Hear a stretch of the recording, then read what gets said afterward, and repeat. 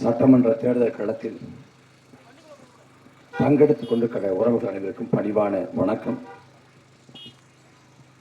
இன்னும் 20 நாட்களே சட்டமன்ற பொதுத் தேர்தலுக்கு இருக்கிறது. எல்லா கட்சிகளும் வாக்கு கேட்டு வீதிக்கு வந்துவிட்டது. இந்த 15 நாட்களில் மக்கள் மீது அதீதமான பாசத்தை திமுகவும் அதிமுகவும் காட்டும். நாங்கள் வந்தால் வறுமையை ஒழிப்போம், நாங்கள் வந்தால் ஏழ்மையை ஒழிப்போம், வேலையில்லா திண்டாட்டத்தை போக்குவோம், பசி பஞ்சமுகிற வார்த்தைகளை இல்லாது ஒழிப்போம், நாங்கள் மதுரையை மலேசியாவாக்குவோம். இப்படி ஏகப்பட்ட வாக்குறுதிகளை இந்த 2 பெரும் திராவிட கட்சிகள் கொடுத்து கொண்டிருக்கிறது. கடந்த காலத்தில் கொடுத்திருக்கிறது. ஒரு முறை ஆள்வதற்கு வாய்ப்பு தாருங்கள் என்று திமுக கேட்கிறது. அதே போல மீண்டும் ஒரு முறை வாய்ப்பு தாருங்கள் என்று அதிமுக கேட்கிறது. என் அன்பு மக்களே, திமுக அதிமுக இனி வந்து என்ன செய்துவிடப் போகிறது?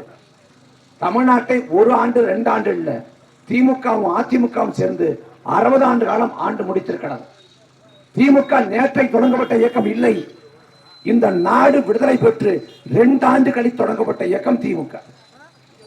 1972ஆம் ஆண்டு தொடங்கப்பட்ட இயக்கம் அதிமுக. 2 கட்சிகளும் தமிழ்நாட்டை ஒட்டுமொத்தமாக, திமுக 25 ஆண்டுகள் ஆண்டிருக்கிறது, அதிமுக 31 ஆண்டுகள் ஆண்டிருக்கிறது. திமுக மத்திய அமைச்சரவையிலே 18 ஆண்டுகள் அங்கம் வகிச்சிருக்கிறது. அதிமுக 13 மாதங்கள் வலிமையான இடத்துல இருந்திருக்கிறது. இவ்வளவு ஆண்டு காலத்துல மத்திய அமைச்சரவையில மாநிலத்துல இருந்த போது திமுக அதிமுக செய்யாத எது ஒன்றை வரப்போற காலத்தை செய்ய போகுது. இன்னைக்கு தொகுதி முழுமைக்கும் சுத்தி வர்றோம். அந்த முனை தொடங்கி இந்த முனை வரைக்கும் எல்லா இடத்துலையும் மக்களை சந்திச்சு வாக்கேற்கிறோம். வாக்கேற்கிற மக்கள் எங்கள்கிட்ட கேட்பது, நீங்க வந்தா இந்த தண்ணி பிரச்சனையை சரி பண்ணுவீங்களா அப்படின்னு கேட்கிறாங்க. வேதாரண்யம் தொகுதி முழுமைக்கும் கடும் வறட்சி, கடும் தண்ணீர் பஞ்சம், குடிக்கிற தண்ணிக்கு கடும் தட்டுப்பாடு. ராமநாதபுரத்துல சிவகங்கையில எந்த மாதிரி ஒரு கடும் சூழல் இருக்கோ அதே போல ஒரு சூழல் இந்த வேதாரண்யம் தொகுதி முழுமைக்கும் நீக்க மர நிறைந்திருக்கிறது. எல்லார் வீட்டு வாசல்லையும் பெரிய ட்ரம் வச்சிருக்காங்க. ட்ரம் வச்சு இந்த லாரி வந்தா தண்ணி ஊத்துமா, ஊத்துறா 3 நாளைக்கு 4 நாளைக்கு பார்த்துக்கலாம்ட்டு வாசல்ல வந்து அந்த குழாய் இருக்குது. குழாயை திறந்தா தண்ணி வர மாட்டேங்குது, காத்தா வருது. சில இடங்கள்ல 5 நாளாச்சுங்கிறாங்க, சில இடங்கள்ல 5 மாசமாச்சுங்கிறாங்க. தண்ணீர் தட்டுப்பாடு, மோசமான தட்டுப்பாடு. கொலசாபுரம்னு ஒரு ஊருக்கு போனா அந்த மக்கள் அவ்வளவு வேதனைப்படுறாங்க. அந்த பக்கம் பார்த்தா குளிக்க தண்ணி இல்ல, குடிக்க மட்டும் இல்ல, குளிக்க தண்ணி இல்ல. இந்த ஆறு போகுது, வாய்க்கால் போகுது, வாய்க்கால் முழுக்க வெங்காய மரம் நிறைஞ்சு கிடக்குது. அது தண்ணீரை மாசுபடுத்திருச்சு. நாங்க குளிக்க முடியல. நாங்க குளிச்சோம்னா உடம்பெல்லாம் அப்படியே அரிக்குது. திரும்ப நல்ல தண்ணி எடுத்து ஒரு 2 சொம்பு 3 சொம்பு மேல ஊத்துற மாதிரி இருக்குங்கிறாங்க. குடிக்க தண்ணீருக்கு தட்டுப்பாடு, குடிக்க தண்ணீருக்கு தட்டுப்பாடு, சாலை வசதி இல்லை, தெருவிளக்கு இல்லை, அதே போல போக்குவரத்து இல்லை. இந்த பக்கம் பாலம் இருக்கு அப்படின்னா இந்த பக்கத்துல அந்த பக்கம் கடந்து போறதுக்கு வந்து ஒரு மரப்பாலம் இல்லை, அரசு ஆரம்ப சுகாதார நிலையம் இல்லை. அதே போல எல்லா சிக்கலும், இந்த சிக்கல்கள், இந்த தேவைகள் எல்லாம் அடிப்படை தேவைகள். இந்த அடிப்படை தேவையை கூட திமுக அதிமுக பூர்த்தி பண்ணலன்னா 60 ஆண்டு காலம் என்ன பண்ணுச்சு? 60 ஆண்டு காலம் திமுக அதிமுக இருக்கு.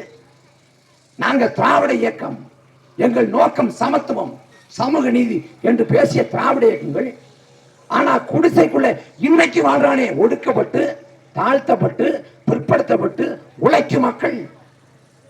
திமுகவோட சட்டமன்ற உறுப்பினர், அதிமுகவோட சட்டமன்ற உறுப்பினர், திமுகவோட அமைச்சர், அதிமுக அமைச்சர் யாராவது ஒருவர் குடிசையில வாழ்றாங்களா? ஓஎஸ் மணியம் பங்களா மாதிரி ஒரு வீட்டுக்கு 2 வீட கட்டிட்டாரு. அவர் செல்வ செழிப்பான வாழ்க்கையை வாழ்றாரு. சென்னைக்கு போனாலும் அங்கேயும் வீடு இருக்கு. இது இல்லாம பல இடங்கள்ல தோப்பு துறவு, சென்னையில வந்து மாடு, சொந்த ஒரு தலைஞர்ல ஒரு பள்ளிக்கூடம் 200 கோடியில அவர் செல்வ செழிப்போடு வாழ்றாரு. அவர் தலைமுறையில இனி யாரும் வேலைக்கு போக தேவையில்லை, யாரும் சம்பாதிக்க தேவையில்லை. இருக்கக்கூடிய காசே வாழ்நாள் முழுக்கி வந்து உட்கார்ந்துகிட்டே சாப்பிடலாங்க அளவுக்கு அவ்வளவு கோடி சொத்தை குவிச்சிட்டாரு. யாரு? ஓஎஸ் மணியன். ஆனா தொகுதி மக்கள் பல இடங்கள்ல பார்த்தா கண்ணீர் விடுது, வலிக்குது. சிறுதலை கடந்து கிராமம், அங்கதான் பார்த்த அந்த காட்சியை. ஒரு குடிசை வீடுங்க, குடிசை வீடு 10க்கு 10, உள்ள எட்டி பார்த்தா ஒண்ணுமே கிடையாது. இப்ப அதிமுக பிரிச்சு தருவேங்குது, திமுக 8000 ரூபாய்க்கு டோக்கன் தருவேங்குது. அதிமுக பிரிச்ச கொண்டா வச்சுக்கலாம்னா எங்க வைக்கிறது? எடப்பாடி தலைமை வைக்கிறதா? ஸ்டாலின் வந்து, ஐயா ஸ்டாலின் இங்க ஏசி வேணாலும் வாங்கிக்கலாம், டிவி வேணாலும் வாங்கிக்கலாம், ஏசியை கொண்டு எங்க மாற்றுறது? எங்க மாற்றுறது? கூரை வீட்டுல, அந்த குடிசை வீட்டுல ஏதா சன்னல் எங்க மாற்றுறது? ரெண்டு பக்கம் வந்து காரை சுவர், மேல வந்து கூரை, அதுக்குள்ள குடும்பம் வாழுங்க. ஒரு கணவன் மனைவி குடும்பம் நடத்தணும்னா கணவன் மனைவிக்கு வந்து தனி அறை இருக்கணுமா இல்லையா? அந்த தனி அறை இல்லைங்க. ஒரு 18 வயசு நிரம்பிய ஒரு பொம்பளை பிள்ளைன்னா அந்த பொம்பளை பிள்ளைக்கு தனி அறை வேணும். எதுவுமே இல்லை, குடிசைக்குள்ள வாழ்ந்து கொண்டிருக்காங்க. எப்ப 60 வருஷம் திமுகவும் அதிமுக இருக்கு.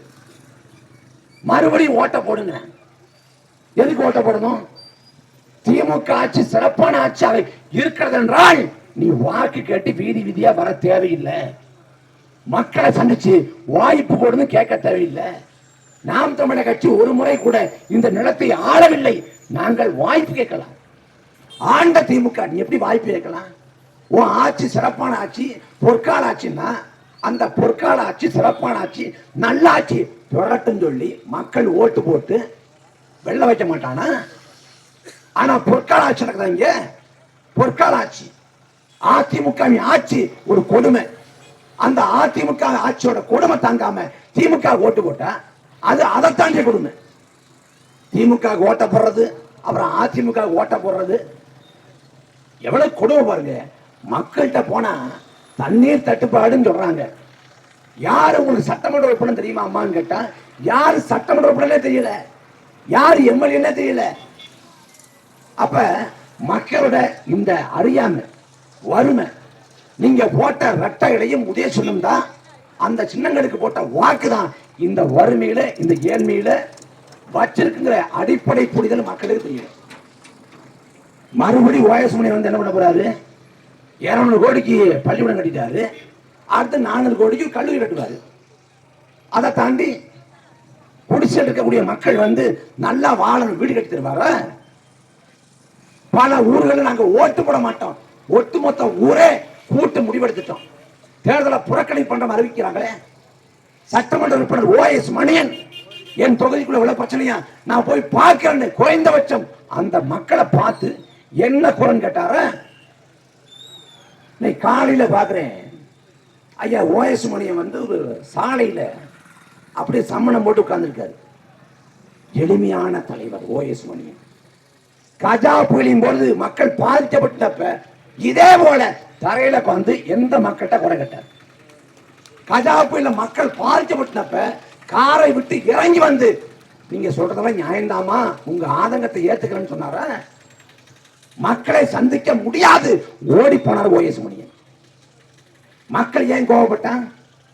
கஜா புயல மக்கள் பாதிக்கப்பட்டு கிடந்த போது ஒன்னும் பாதிப்பு இல்லைங்க என்று முதலாக சொன்னது ஓஎஸ் மணியன். கரண்ட் இல்லையங்க, எப்படிங்க தூங்குறது? பச்சை பிள்ளை வச்சிருக்கமே எப்படி தூங்குறது கேட்கிறப்ப அந்த காலத்துல தீப்பந்தத்தை கொளுத்தி மக்கள் வாழ்ந்தாங்கல்ல, 4 நாள் இருந்தா என்ன ஆயிர போகுது என்று கேட்டவர் ஓஎஸ் மணியன். அன்னைக்கு நிவாரண பொருட்கள் வரல, நாங்க பாதிப்படைஞ்சிட்டோம், வீடு உடைஞ்சு போச்சு, எங்க வாழ்வாதாரத்தை இழந்துட்டோம், உதவி பண்ணுங்கன்னு மக்கள் கேட்கிறாங்க. மக்கள் கேள்விகளுக்கு பதில் சொல்ல முடியல. ஒரு கட்டத்துல ஆத்திரம் கொண்டு இளைஞர்கள் எல்லாம் சாலையை மறைக்கிறாங்க, வாகனத்தை மறைக்கிறாங்க. அவங்க மேல வழக்கை பாய்ச்சி வீடு புகுந்து தலைஞாயிறு முழுக்க வீடு புகுந்து அவனை கைது பண்ணி சிறைப்படுத்தியது எப்ப? கஜா புயல் சமயத்துல. வாழ்வாதாரத்தை இழந்து நிராதரவற்ற நிலையில குடும்பத்தில் இருந்த ஆண் பிள்ளைகளை தூக்கி கொண்டு போனது காவல்துறை, தூக்கி கொண்டு போக சொன்னது இந்த கேடுகட்ட ஓஎஸ் மணியன். அந்த ஓஎஸ் மணியனுக்கு மறுபடியும் வாக்கா எதுக்கு? நம்ம ஊர்ல தொழில் வாய்ப்பு இல்ல, வேலை வாய்ப்பு இல்ல, வெளிநாட்டுக்கு போய் துபாய்க்கோ கத்தாருக்கோ ஓமனுக்கோ மலேசியாவுக்கோ சிங்கப்பூருக்கோ போய் ஒப்பந்த பணியாளராக போய் 3 ஆண்டு காலம் 4 ஆண்டு காலம் உழைச்சு ஏதாவது பொருளீட்டலாம், குடும்ப வறுமையை போக்கலாம்னு பார்த்தா ஓஎஸ் மணியன் போட்ட கேஸ் இன்னைக்கு வரைக்கும் எங்களை பாதிக்குது. எதுக்கு இருக்கு வாக்கு? எதுக்கு வாக்கு? வெள்ளை சட்டை வெள்ளை வேட்டி கட்டினதாலேயே ஒருத்தன் யோக்கிய நாயகம் பண்ணான். சிரிச்ச முகமா இருக்காரு, குழந்த முகத்துல கொலகாரன். இந்த தொகுதியை 10 ஆண்டுகளாக பிடித்த சனியன் தான் ஓஎஸ் மணியன். தோற்கடிக்கணும். தேர்தல் சமயத்தில் நான் டோக்கன் தர்றேன், இந்த டோக்கனை பயன்படுத்தி 2000 ரூபாய்க்கு பொருள் வாங்கிக்கலாம். ஓஎஸ் மணி குடும்பத்தில் அந்த டோக்கனை பயன்படுத்தி பொருள் வாங்குறாங்களா? மக்களை எவ்வளவு ஏளனம் நினைக்கிறது? மக்கள் வறுமையில் இருக்கிறாங்க, ஏழ்மையில் இருக்கிறாங்க, காசு இல்லை, 1000 ரூபாய் காசுக்கு அல்லாடுறாங்க, சட்டப்பையில் 100 ரூபாய் காசு தங்க மாட்டேங்குது, எப்போ கடவங்களாம் இருக்கிறாங்க. அப்ப அந்த வறுமையை அந்த ஏழ்மையை பயன்படுத்திக்கிட்டு எனக்கு ஓட்டு போட்டு நான் டோக்கன் தரேன்னு 2021 ஓஎஸ் மணி வந்து வெற்றி பெற்ற காரணம் மக்கள் செல்வாக்கு இல்ல, டோக்கன். அந்த டோக்கனுக்கு பொருளை தரல, அது வேற கதை.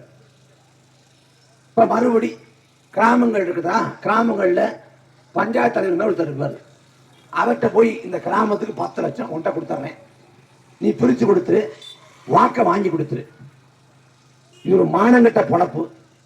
இதுக்கு வந்து வெள்ளஞ்சுளையமா செய்யணும். கார்ல இதுக்கு முன்னாள் அமைச்சர் ஒரு பதவி ஒரு கேடு, விரட்டணும், தோற்கடிக்கணும். இல்ல மறுபடியும் ஓஎஸ் மணிக்கு போடுவேன். அவர் எங்க சாதிக்காரு, எங்க ஊருக்காரு, அவர் எங்க ஆடு அப்படின்னு போட்டீங்கன்னா இன்னைக்கு என்ன நிலைமை இருக்கும், இதை விட 10 மடங்கு நிலைக்கு இன்னும் 5 ஆண்டு காலத்துல போயிடும். அன்னைக்கு வந்து பேசுவோம், நாங்க விட்டுட்டு போக மாட்டோம், ஓஎஸ் மணி மாதிரி வந்து பேசுவோம். ஆனா பேச முடியுமே ஒழிய சரி செய்ய முடியாது. சரி செய்யணும்னா உங்க வாக்க போடுங்க.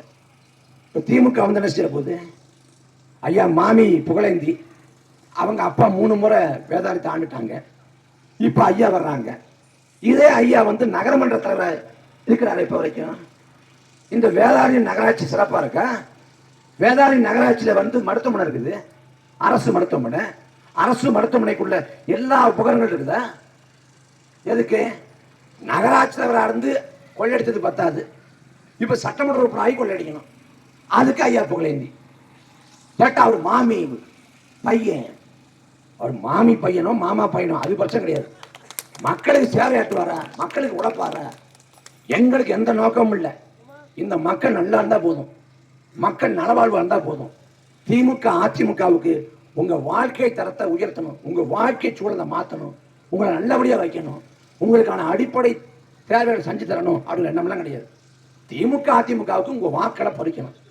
அதுக்கு மிர்ச்சி தர்றேன், கரண்ட் தர்றேன், வாஷிங் மிஷின் தர்றேன் அப்படின்னு என்ன வேணாலும் பேசி வாக்களை பறிக்கும். எங்களுக்கு அது இல்லை. முதல்ல அடிப்படை வாழ்வதற்கான சூழலை ஏற்படுத்தி தருவோம். நல்ல சாலை, பயணிக்க நல்ல சாலை, வாழ்வதற்கு நல்ல வீடு, குடிநீர் போன்ற அத்தியாவசிய தேவைகளை நிவர்த்தி பண்ணாம வேற என்ன செய்ய முடியும்? அப்ப அதை நாங்கள் எல்லா இடத்தையும் பேசுறோம். இந்த வேதாரண்யம் இன்னொரு ராமநாதபுரம் போல இருக்கு, அந்த வெளி உலகத்துக்கு சொல்லணும் இவ்வளவு பெரிய ஆபத்து இருக்குன்ட்டு. 2026 இந்த நிலைமைன்னா நீங்க சிந்திச்சு பாருங்க, 2036 46 வேதாரண்யம் என்னவாகும், இந்த தொகுதி என்னவாகும், நம்ம பிள்ளைகள் காலத்துல, நம்ம பேரன் பேத்தி காலத்துல என்ன ஆகும், நம்ம எப்படி வாழ முடியும்? அப்ப இதை விட மோசமான நிலைக்கு வறட்சி போயிடும். ஆறுகள் இருக்குது, மானகொண்ட ஆறு இருக்குது, அடலாறு அடப்பாறு ஆறு இருக்குது, வாய்க்கால் இருக்குது. இந்த ஆறுகள், இந்த வாய்க்கால்கள், இந்த ஆறுகள்ல வாய்க்கால்கள்ல இந்த வெங்காய தாமரை அகற்றி ஆற்றை தூர்வாரி நீரை சேமிக்கிறதுல என்ன பிரச்சனை? என்ன பிரச்சனை?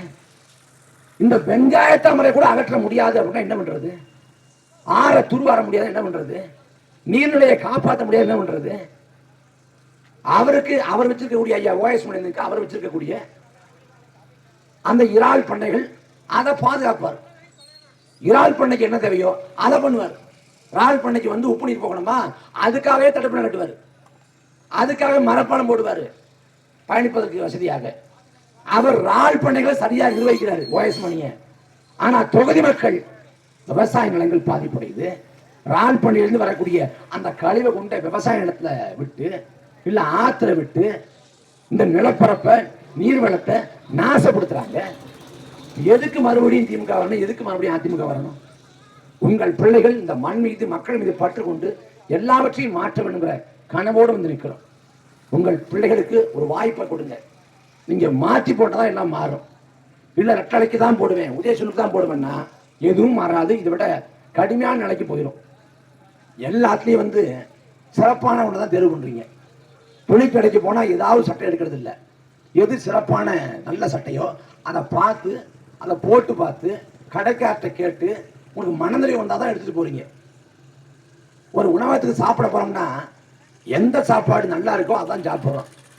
4 சட்னி வைக்கிறான்னா சட்னியில வந்து கார சட்னி நல்லா இருக்கு, கார சட்னி நல்லா இருக்கு, தேங்காய் சட்னியில் உப்பு அதிகமா இருக்கு, அது வேண்டாம் ஒதுக்குது, இதை மட்டும் ஊற்றுக்கிறீங்க. எல்லாத்தையும் சிறப்பான தேர்வு பண்றீங்க. காய்கறி கடைக்கு போனா காய்கறியை பார்த்து பார்த்து வாங்குறீங்க. ஏதாவது காய்கறி எடுத்துட்டு வர்றதில்லை. பல முறை இந்த பக்கம் பரட்டி அந்த பக்கம் பரட்டி அழுகி போயிருக்கா இல்ல வந்து முத்தி போயிருக்கான்னு பாக்குறீங்க. ஒரு கறி கடைக்கு போனா கறி வந்து இளமாட்டு கறியா இல்ல முத்திர கறியான்னு பாக்குறீங்க. மீனை வாங்கினா மீன் வந்து பழைய மீனா புதுசான்னு பாக்குறீங்க. எல்லாத்தையும் பார்த்து பார்த்து சிறந்ததை தேர்வு பண்றீங்க. எது சிறந்ததோ எது சரியானதோ அது வேணும்னு நினைக்கிறீங்க.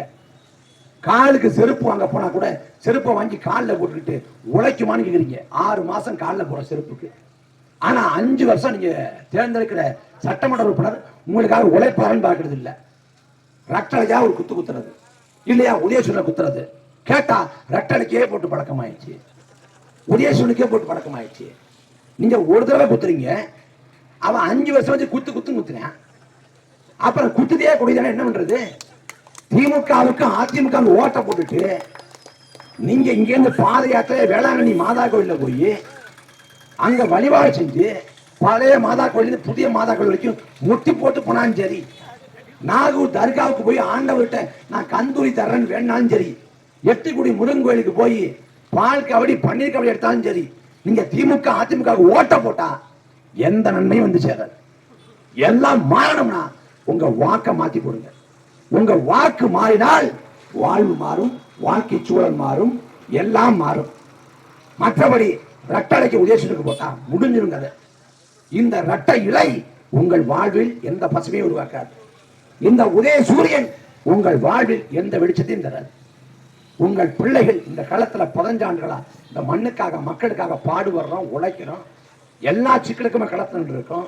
காவிரி சிக்கல், முல்லை பெரியாறு, பாலாறு, கச்சத்தீவு, மீத்தேனு, ஹைட்ரோகார்பன், 8 வழிச்சாலை, உயிர்மத்த கோபுரம், ஸ்டெர்லைட்டு, அணுவுல அணுக்களி மையம், எல்லா மக்கள் பிரச்சனையும் களத்தில் இருக்கும். இதே கஜா புயல வந்து மக்களோட மக்கள் 10 கோடிக்கு மேலான மதிப்புடைய நிவாரணப் பொருட்களை உலக தமிழ்கிட்ட பெற்று நான் கொடுத்திருக்கோம். இங்க வந்து தண்ணி தந்து விடலையா, போராடி தண்ணியை தந்து வச்சிருக்கோம். வறட்சி நிவாரணம் தரலையா, வறட்சிக்கு நிவாரணம் கட்டி நாங்க போராடி இருக்கோம். இப்படி இந்த மண்ணுக்காக மக்களுக்காக தொடர்ச்சியாக கடத்திருக்கக்கூடிய கட்சி நாம் தமிழர் கட்சி. ஆனால் திமுக அதிமுகவுக்கு இந்த மண்ணை பத்தி இந்த மக்களை பத்தி எந்த கவலையும் இல்லை. மறுபடி திமுக வந்தால் மறுபடி அதிமுக வந்தால் இருக்கிற நிலையை விட மோசமான நிலைக்கு நாம் தள்ளப்படுவோம், நாம் வீழ்த்தப்படுவோம், நாம் தோற்கடிக்கப்படுவோம். அப்ப வாய்ப்பு உங்கள் பிள்ளைகள் இந்த மண்ணுக்காக மக்களுக்காக உழைக்க வந்து நிற்கிறோம். நாங்கள் காசு கொடுத்து பணம் கொடுத்து நாங்க வாக்கேற்க மாட்டோம். நாங்க காசு தர மாட்டோம், பணம் தர மாட்டோம், பரிசு போல் தர மாட்டோம். ஆனால் மக்களுக்காக அப்பளுக்கு உழைப்போம், உயிரை கொடுத்து களத்த நிற்போம். மக்கள் மனங்கள்ல மாற்றம் உருவாகி கொண்டு கிடக்குது. திமுக அதிமுக வாக்குக்கு காசுறது. ஆனால் நாம் தமிழர் கட்சிக்கு மக்கள் வாக்கு தருவேங்கிற உறுதியை கொடுத்து அவன் காசு கொடுத்துட்டு போறான். இந்த 500 ரூபாய் காசை வச்சுக்கோங்க, 1000 ரூபாய் காசை வச்சுக்கோங்க, 150 ரூபாய் காசை வச்சுக்கோங்க என்று மக்கள் எங்களுக்கு காசு தர்றாங்க.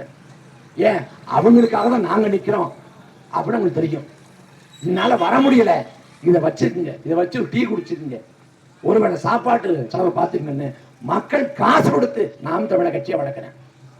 மக்கள் இருந்து மக்களுக்காக வந்ததுதான் ஜனநாயகம், மக்களாட்சி. அப்படி உண்மையிலேயே மக்கள் இருந்து மக்களுக்காக வந்து மக்களுக்காக நிற்கிற கட்சி நாம் தமிழர் கட்சி. உங்கள் சின்னம் விவசாய சின்னம். உங்கள் மகன் இந்த களத்துல போட்டி போடுறேன்.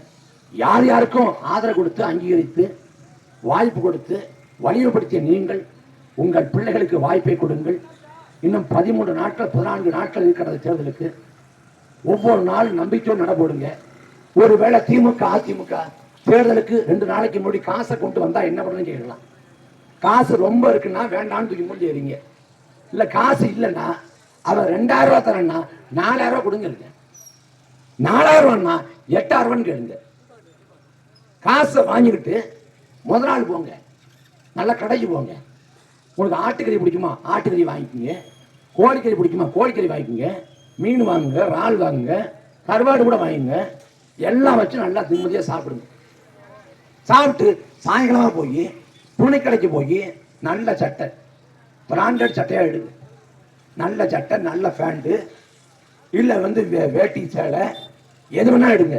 எடுத்துக்கிட்டு அடுத்த நாள் காலில், தேர்தல் நாளில் காலில் அந்த புது சட்டையை, புது வேட்டியை, புது துணிமணியை உடுத்திக்கிட்டு எவன் காசை கொடுத்து மக்களை விலை பேசலாம் நினைச்சானோ அவன் நிலப்பில மண் விழுற மாதிரி போய் நாம் தமிழர் கட்சி ஓட்ட போடும், விவசாயிக்கு ஓட்ட போடும்.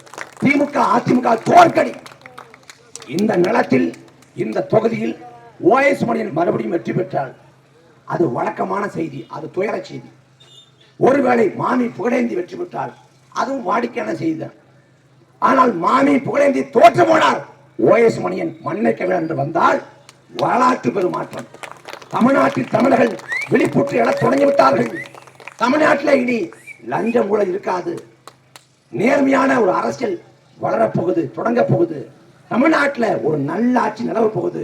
தமிழர்கள் செழிப்பான வாழ்க்கையை வாழ போறாங்க அப்படின்னு அறிகுறி என்று பொருள். அப்படி எல்லாம் மாறணும்னா ஒரே வாய்ப்பு, நீங்க மாறுங்க, உங்க வாக்க மாத்தி போடுங்க. நீங்கள் உங்கள் வாழ்வு சிறக்க ஆண்டு முழுமைக்கும் உழைக்க வேண்டாம். ஒரு நாள், ஒரு நொடி, யாருக்கு வாக்கு செலுத்துங்கிற அந்த நொடியில விவசாய சின்னத்துல ஒரே ஒரு முத்திரை. அந்த ஒரு நொடி நீங்கள் சரியாக தேர்ந்தெடுத்தா அடுத்த 5 ஆண்டு காலம் நிம்மதியான வாழ்க்கை வாழலாம். அந்த ஒரு நொடி நீங்கள் தவறி போய் ரெட்டலைக்கோ உதயசனுக்கோ போட்டா 5 ஆண்டு காலம் அதை நினைச்சு கஷ்டப்படுவீங்க. திரும்ப ஓஎஸ் மணியன் வந்தா என்ன பண்ணுவாரு? இன்னைக்கு என்ன பண்றாரோ அதே பண்ணுவாரு. திமுக வந்தா என்ன பண்ணும்? இன்னைக்கு என்ன பண்ணுதோ அதான் பண்ணும். எந்த மாற்றமும் ஆகாது. மறுபடியும் தண்ணீர் தட்டுப்பாடும்பீங்க. இன்னைக்காவது தேர்தலுக்கு 2 வாரம் இருக்குங்கிறதுனால லாரியில கொண்டாந்து தண்ணியை ஊத்திட்டு போறான். தேர்தல் முடிஞ்சு நீ எக்கேட கட்டுப்போ, நாக்கு வறண்டு செத்து போன்றுவான். அப்ப அதை புரிஞ்சுக்கணும். மனிதனுக்கும் விலங்குகளுக்குமான மாறுபாடு. விலங்குகளுக்கு சிந்திக்கிற திறன் இல்லை, மனிதர்களுக்கு சிந்திக்கிற திறன் இருக்கு. ஒரு ஆடு போய் குழிக்குள்ள விழுது அப்படின்னா பின்னாடி வரக்கூடிய ஆடு எல்லாம் போய் குழிக்குள்ள விடும். போய் விழுந்துருவோம் அப்படின்னு யோசிக்காது, சிந்திக்காது. ஆனா மனிதன் ஒரு முறை தோற்கடிக்கப்பட்டால், ஒரு முறை ஏமாற்றப்பட்டால், நாம் ஏமாற்றப்படுவோம் என்று உணர்ந்து நாம முடிவை மாற்றிக்கணும், மறுபரிசீலனை பண்ணணும்.